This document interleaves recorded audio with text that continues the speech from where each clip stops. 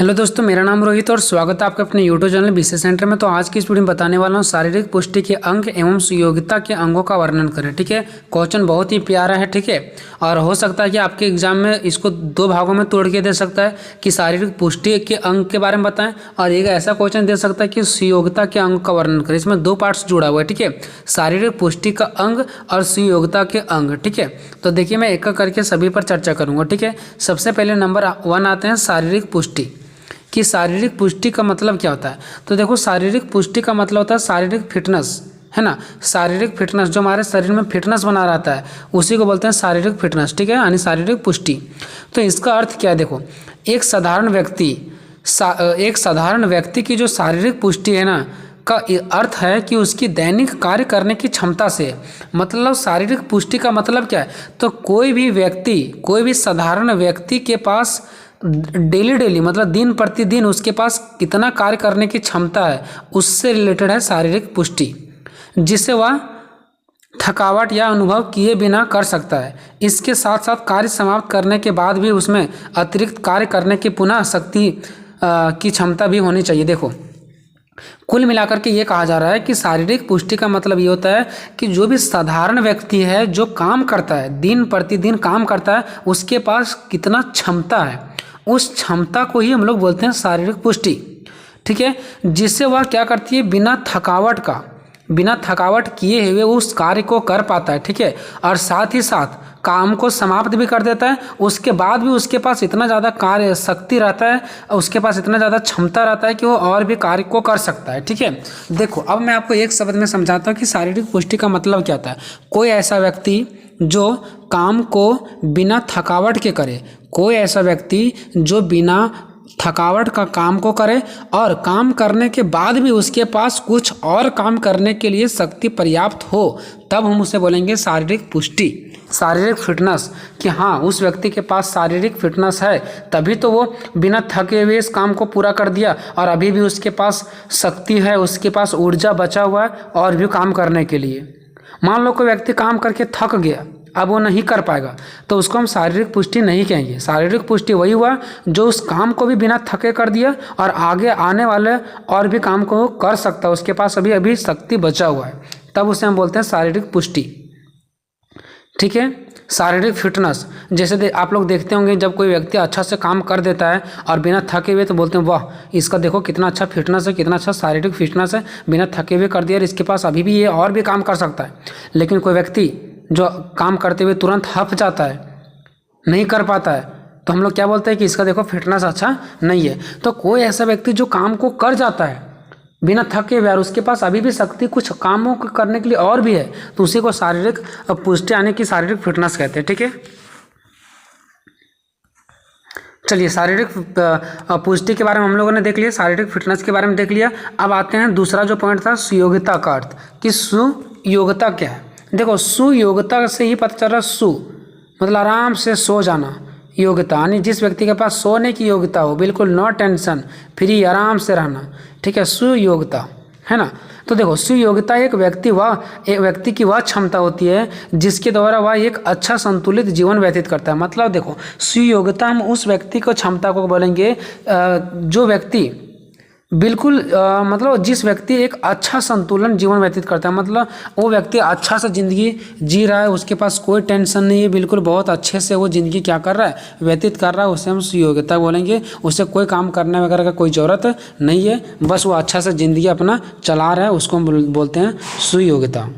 ठीक है, तो क्वेश्चन में दो चीज़ें था, शारीरिक पुष्टि, ठीक है, जो व्यक्ति मतलब बिना थके हुए कामों को करता है उसे हम शारीरिक पुष्टि कहते हैं। और सुयोग्यता मतलब जो व्यक्ति एक अच्छा संतुलन जीवन के साथ जी रहा है, मतलब जो व्यक्ति एक अच्छा तरीका से ज़िंदगी को व्यतीत कर रहा है, उससे हम लोग सुयोग्यता बोलते हैं। अब हमें बताना है शारीरिक पुष्टि का अंग और सुयोग्यता के अंग। तो चलो पॉइंट नंबर 1 पे आते हैं। देखो, शारीरिक पुष्टि के अंग या तो फिर घटक, अंग भी बोल सकते हैं या तो फिर घटक भी बोल सकते हैं। ठीक है, तो पहले हम लोग जानेंगे पहले हम लोगों ने क्या देखा, शारीरिक पुष्टि, फिर मैंने देखा सुयोग्यता, फिर देखेंगे शारीरिक पुष्टि का अंग और फिर देखेंगे सुयोग्यता का अंग। ठीक है, तो ये हमारा है शारीरिक पुष्टि के अंग यानी कि घटक। तो इसका कौन सा अंग है, कौन सा घटक है, ताकि कोई भी व्यक्ति का जो शारीरिक फिटनेस रह सकता है। मान लो हमारा शारीरिक फिटनेस कैसे रख सकता है, जब हमारे कुछ अंग हैं इसका, जैसे गति हो गया, शक्ति हो गया, है ना। तो शारीरिक फिटनेस का कौन कौन सा अंग है, ताकि व्यक्ति क्या हो सके, शारीरिक फिटनेस रह सके, उसका कौन कौन सा अंग है, कौन कौन सा घटक है, तो वो हम देखते हैं। पहला है गति, यानी कि देखो, गति मनुष्यों का वह शारीरिक योग्यता होता है जो किसी भी स्थिति में कम से कम समय लेकर अपने कार्य पूरा करती है ना। मतलब गति क्या होता है, आप लोग गति मतलब होता है स्पीड। हम जितना अपने, अगर मुझे कहीं जाना है, ठीक है, और हम चाहेंगे कि मुझे कम समय में ज़्यादा दूरी तय करना है, हमें जल्दी जल्दी चलना है, तो उसके लिए मुझे अपना गति मतलब मुझे अपना स्पीड को बढ़ाना पड़ेगा, ठीक है। तो गति एक ऐसा प्रक्रिया है ना जिसके माध्यम से हम लोग कम से कम समय लेकर के अपना काम को पूरा कर देते हैं। अगर हम जल्दी जल्दी काम करेंगे तो मेरा गति जब बढ़ जाएगा तो कम टाइम लेकर के हम ज़्यादा कुछ कर देंगे, ठीक है, और ये बिना थके हुए। तो ये हमारा क्या हो जाएगा, शारीरिक पुष्टि का ये पहला अंग है गति, ठीक है। यानी गति मनुष्यों का वह शारीरिक योग्यता होता है जो किसी भी स्थिति में कम से कम समय को लेकर के अपने कामों को वो पूरा कर देती है। और भिन्न भिन्न खेलों में गति भिन्न भिन्न देखा जा सकता है। देखो, अलग अलग खेल में गति अलग अलग प्रकार का होता है। जैसे मान लो फुटबॉल है, तो फुटबॉल में बार बार दौड़ना पड़ता है, तो उसका गति थोड़ा ज़्यादा तेजी तक रहता है। लेकिन क्रिकेट मैच में बंदा बार बार दौड़ते रहता है, क्या नहीं दौड़ते रहता है। तो हर खेल में गति अलग अलग होता है, ठीक है। तो ये शारीरिक पुष्टि का पहला अंग है। दूसरा अंग देखते हैं शक्ति। देखो, शक्ति शारीरिक पुष्टि का एक महत्वपूर्ण घटक है, मतलब महत्वपूर्ण अंग है, ठीक है। शक्ति हमारे शरीर की मांसपेशियां द्वारा उत्पन्न होती है, यानी कि जो हमारे मांसपेशियां है ना, हमारे शरीर में जो मांसपेशी है उसके द्वारा उत्पन्न की गई वह ऊर्जा है जिसके द्वारा हम कुछ कार्य कर सकते हैं। मतलब देखिए, शक्ति को कौन ये उत्पन्न करता है, मांसपेशी हमारा उत्पन्न करता है। और जब वो ऊर्जा को उत्पन्न करता है तो हम उसके द्वारा कुछ काम करते हैं, ठीक है। और शक्ति जो होता है वो दो प्रकार का होता है, एक स्थित शक्ति होता है और एक गतिशील शक्ति होता है। स्थित शक्ति मतलब जो रुका हुआ रहता है, गतिशील शक्ति मतलब जो चलते रहता है। तो देखो, स्थित शक्ति क्या है, तो इस प्रकार का शक्ति का एक उदाहरण है वजन उठाना। जब हम लोग वजन उठाते हैं ना, तो वजन उठाने में थोड़ा सा पावर लगता है, तो हम लोग जल्दी नहीं उठा लेते, फटाक से नहीं उठाते हैं, थोड़ा सा उठाने में टाइम लगता है। मतलब धीरे धीरे वजनदार चीज़ों को उठा करके देखो, धीरे धीरे। तो इस प्रकार के स्थित, ये है स्थित शक्ति, ठीक है। लेकिन गतिशील शक्ति, ठीक है, तो ये आप लोग स्थिर शक्ति समझ गए, जिसमें मान लो कि 5 kg का कोई जो नापने तोलने वाला रहता है, पुराना टाइम में आप लोग देखे होंगे 5 kg का, जिसको, ठीक है। तो जो 5 kg का है उसको हम उठाते हैं तो वो स्थित है। आप उठाएं तब भी 5 kg रहेगा, थोड़ा और भी ऊपर उठाएंगे तब भी वो 5 kg रहेगा, थोड़ा और ऊपर उठा लो तब भी 5 kg रहेगा। मतलब उसमें जो शक्ति मेरे लग रहा है ना, 5 kg का ही लग रहा है, उससे ज़्यादा नहीं लग रहा है, ठीक है। तो वो स्थित शक्ति हो गया, मतलब जो स्थित है उसमें कम बेसी नहीं हो सकता। लेकिन गतिशील शक्ति क्या होता है, इसमें ज़्यादा कम होते रहता है। देखो, इस प्रकार की शक्ति खींचने वाली क्रियाओं में किया जाता है। आप लोग कोई चीज़ खींचते हैं तो देखते हैं कि बल उसमें ज़्यादा लगाते हैं, थोड़ा कम धीरे धीरे, और जब वो नहीं खींचाता तो और बल लगाते हैं। तो इसमें क्या एक जैसा बल लगता है, क्या हम इसमें बोल सकते हैं कि 5 kg या 6 kg लगता है? नहीं, धीरे धीरे 5, 6, 7, 8, 9 kg बढ़ा देते हैं जब कोई चीज़ खींचते हैं तो। लेकिन वहीं अगर वजन की बात किया जाए तो जो अगर 7 kg वाला बटखरा में अगर हम लेते हैं वजनदार वाला सामान, तो 5 kg का रहता है तो 5 kg उठाना पड़ता है उसको, ठीक है। तो एक होता है स्थिर शक्ति और एक होता है गतिशील शक्ति। उसके बाद नेक्स्ट देखो, सहनशीलता, ठीक है। उसके बाद क्या है, सहनशीलता। देखो, सहनशीलता भी एक महत्वपूर्ण हमारा प्रमुख अंग है, क्योंकि सहनशीलता से भी व्यक्ति का क्या होता है, शारीरिक फिटनेस बना रहता है। अगर हमारे अंदर सहनशीलता है, गुस्सा को सहन करने का शक्ति है, तब भी हमारे शरीर में क्या होता है, उससे हम स्वस्थ रह सकते हैं। उससे हमारा बिल्कुल मतलब हमारा शरीर पर कोई इफेक्ट नहीं पहुँचेगा और हमारा शारीरिक बिल्कुल कैसा रहेगा, फिटनेस रहेगा। तो सहनशीलता ये बहुत इंपॉर्टेंट चीज़ है। तो देखो, सहनशीलता भी एक शारीरिक पुष्टि का प्रमुख अंग है। जिसके पास सहनशीलता का शक्ति होता है वह कठिन कार्यों को भी करता है, और सहनशीलता से उनका मन शांत रहता है। विधानों का विचार है, विधानों मतलब क्या, वैज्ञानिकों का विचार है कि सहनशीलता हृदय की बीमारियों और सामान्य स्वास्थ्य के लिए भी आवश्यक है। सोचो, चौथा इसका अंग है लचक। देखो, हम बोलते हैं कि जो आदमी लचक करके काम करता है, मतलब जो पतला दुबला रहता है, आप लोग देखे होंगे, जो मतलब कोई भी काम में कहीं भी थोड़ा फटाक से कर जाएंगे। वहीं एक थोड़ा सा मोटा आदमी का एग्जांपल ले लो, वो उतना लचक करके काम नहीं कर पाएगा जितना पतला आदमी कर पाएगा, ठीक है। तो कहीं ना कहीं शरीर में हमारा एक लचक भी होना बहुत ज़रूरी है, ये भी एक अंग है, ठीक है। तो अधिक लचक वाला व्यक्ति बिना किसी कष्ट के अधिक देर तक काम कर लेगा। लेकिन वहीं अगर मोटा आदमी देखा जाए, जो लचक नहीं कर पाएगा वो काम अच्छे से नहीं कर पाएगा उतना देर तक काम नहीं कर पाएगा, तुरंत थक जाएगा, उसको बैठ कर कोई काम करने दो नहीं कर पाएगा, ठीक है।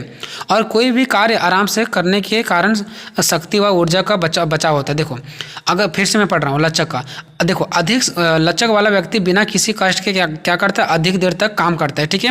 और कोई भी कार्य आराम से करने के कारण, देखो और लचक वाले व्यक्ति जो होते हैं कोई भी काम को बिल्कुल क्या कर लेते हैं, आराम से करते हैं, कोई धरफराई नहीं होता है, आराम से करते हैं। और जब वो आराम से करेंगे ना तो उसका शक्ति और ऊर्जा बचा हुआ रहता है, और जब शक्ति और ऊर्जा बचा हुआ रहता है तो वो आगे देर तक और जल्दी काम और भी काम करते हैं। लेकिन वही मोटा आदमी तुरंत थक जाते हैं तो उसके पास ऊर्जा नहीं बचता है, वो आगे और काम नहीं कर सकता है। लेकिन लचक वाला व्यक्ति के पास ऊर्जा बचा रहता है और आगे वो और भी काम कर सकता है।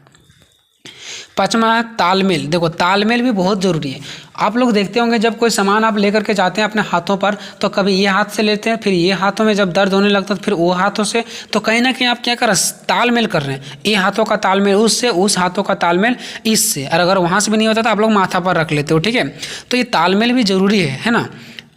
नहीं तो फिर ये पता चलेगा कि एक ही हाथ पर ज़्यादा कष्ट हो रहा है और एक हाथ बिल्कुल फ्री घूम रहा है हमारा।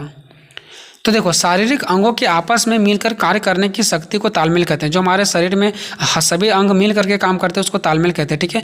तालमेल से शरीर का प्रत्येक अंग मिलजुल करके कार्य करता है तो मानव के व्यक्तित्व में वृद्धि होता है। तो मानव के व्यक्तित्व में क्या होता है, वृद्धि होता है। नहीं तो पता चला कि एक हाथ में दर्द है तो एक हाथ बिल्कुल अच्छा है। अब देखते हैं सुयोग्यता के अंग। सुयोग्यता मतलब वही जिसमें कोई आदमी के कष्ट नहीं होता है, ठीक है, बिल्कुल आराम से क्या करते हैं, वो अच्छा जीवन व्यतीत करता है, ठीक है। तो उसका अंग क्या है, यानी कि उसका घटक क्या है। तो देखो पहला है शारीरिक सुयोग्यता। शारीरिक सुयोग्यता देखो नंबर 1 में देखो, शारीरिक सुयोग्यता की प्राप्ति के लिए विभिन्न शारीरिक क्रियाओं जैसे जॉगिंग है ना, खेल आदि में भाग लेना चाहिए तथा स्वच्छता व शुद्ध वातावरण में रहना चाहिए और संतुलित एवं पौष्टिक भोजन करना चाहिए। देखो अगर कोई व्यक्ति ये चाहता है कि हमारा सुयोग्यता मतलब क्या, अच्छा जिंदगी, अगर कोई व्यक्ति अच्छा जिंदगी चाहता है तो वह शारीरिक सुयोग्यता, तो उसके पास पहले बात क्या होना चाहिए, शारीरिक सुयोग्यता होना चाहिए। तो मतलब क्या क्या चीज़ें, देखो यानी कि विभिन्न प्रकार का उसको क्रिया करना चाहिए। जॉगिंग मतलब खेल कूद करना चाहिए, ठीक है, खेल कूद में भाग लेना चाहिए ताकि उसका शरीर फुर्तीला रहे, और जब शरीर फुर्तीला रहेगा तभी ना वो अच्छा से ज़िंदगी व्यतीत कर पाएगा। नहीं तो पता चला कि वो बीमारी में उसका ज़िंदगी पार हो जाएगा, ठीक है। स्वच्छ वातावरण में रहना चाहिए, संतुलित मतलब अच्छा पौष्टिक भोजन खाना चाहिए। जब ये सब चीज़ों का वो सेवन करेगा तो बिल्कुल उसका ज़िंदगी अच्छा रहेगा, यानी कि सुयोग रहेगा। इसमें सारा चीज़ वही पढ़ेंगे, सुयोग्यता मतलब अच्छा ज़िंदगी वाला, ठीक है। दूसरा है भावनात्मक सुयोग्यता। देखो ये भावनात्मक क्या, भावना, मन वाला भावना, ठीक है। तो भावनात्मक सुयोग्यता भी शारीरिक सुयोग्यता के प्रमुख अंग में से एक है। इसको बढ़ाने के लिए व्यक्ति को अतिभार मतलब होता है टेंशन वाले चीज़ों से दूर रहने के लिए हास्य यानी मतलब हंसने वाली फिल्में व मनोरंजन दायक क्रियाओं में से व्यस्त रहने पर ध्यान देना चाहिए। देखो अगर कोई व्यक्ति बिल्कुल अच्छे से जीवन व्यतीत करना चाहता है, नो टेंशन, तो इसके लिए उसके पास जो अतिभार है, जो उसके मन में भार पड़ गया यानी कि जो टेंशन होगी उसको दूर करने के लिए उसको हंसी खेलने वाला फिल्में देखना चाहिए, मनोरंजन करना चाहिए। यही सब क्रियाओं करके उसको व्यस्त रखना चाहिए अपने जीवन को, ठीक है। तभी वह बिल्कुल अपने जीवन को व्यतीत कर सकता है, नहीं तो टेंशन से खत्म। तीसरा देखते हैं पोषक संबंधित सुयोग्यता। पोषक मीन्स होता है जो हम लोग अच्छे से भोजन खाते हैं, ठीक है। तो पोषक संबंधित सुयोग्यता से ऊर्जा के स्रोतों की प्राप्ति पर बल देती है। देखो हमारा जो पोषक संबंधित जितने भी सारे तत्व होते हैं वो हमारे क्या करते हैं, ऊर्जा को बढ़ाती है, सभी को पता है, ठीक है। पोषक संबंधित सुयोग्यता बढ़ाने के लिए व्यक्ति को भोजन में वसा कम लेनी चाहिए। अगर कोई व्यक्ति ये चाहता है कि हम क्या करें, अपने जो हमारे अंदर ऊर्जा है, वो हमारे अंदर जो शक्ति है वो बढ़ जाए, तो भोजन में वसा कम लेना चाहिए, क्योंकि वसा हमारे शरीर को नुकसान पहुँचाता है, ठीक है।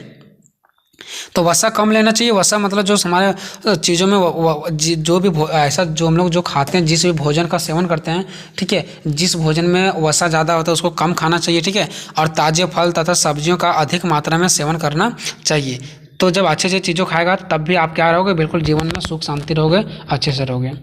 चौथा है पर्यावरणीय सुयोग्यता। सबसे बड़ी बात है पर्यावरणीय सुयोग्यता कि आप किस जगह पर रहते हैं, प्रदूषण वाले जगह में रहते हैं या कहाँ रहते हैं। अगर प्रदूषण वाले जगह में रहते हैं तो आप ज़िंदगी में कभी सुख नहीं रह पाएंगे, ठीक है।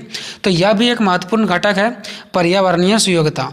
देखो, पर्यावरणीय सुयोग्यता को बढ़ाने के लिए व्यक्ति को प्रदूषण की मात्रा को कम करने का प्रयास करना चाहिए। अगर वो चाहता है कि पर्यावरणीय सुयोग्यता हमारे पास हो, अगर हम अच्छे से ज़िंदगी काट लें पर्यावरण में, तो उसको क्या करना चाहिए, प्रदूषण को कम करना चाहिए, प्रदूषण की मात्रा को कम करना चाहिए, या प्रदूषण वाले जगहों पर नहीं रहना चाहिए। ठीक है, लेकिन जगहों को चेंज करने से क्या होगा, पर्यावरण में प्रदूषण को कम करना चाहिए। ठीक है, तो ये था दोस्तों आज का क्वेश्चन। आगे किसका तैयारी करवाएंगे आप लोग कमेंट बॉक्स में जरूर बताएंगे।